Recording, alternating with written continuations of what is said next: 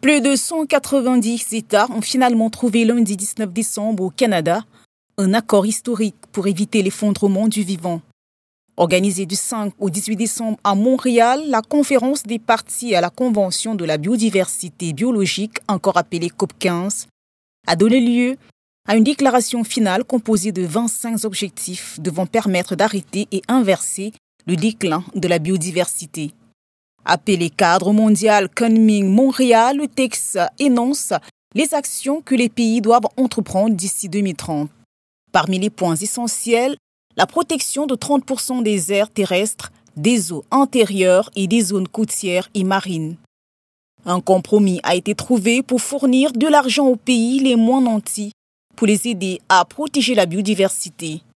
La réduction de moitié du risque lié aux pesticides et aux produits chimiques dangereux est aussi l'un des points essentiels du texte qui évoque aussi la reconnaissance des peuples autochtones, dont leur rôle et contribution comme gardiens de la biodiversité.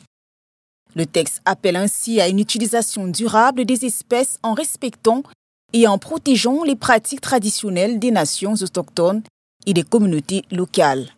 Initialement prévu en 2020 dans la ville chinoise de Kunming, reporté à de multiples reprises en raison de la pandémie de Covid-19 et finalement déplacé au Canada, la COP15 était présentée comme la coupe de la décennie.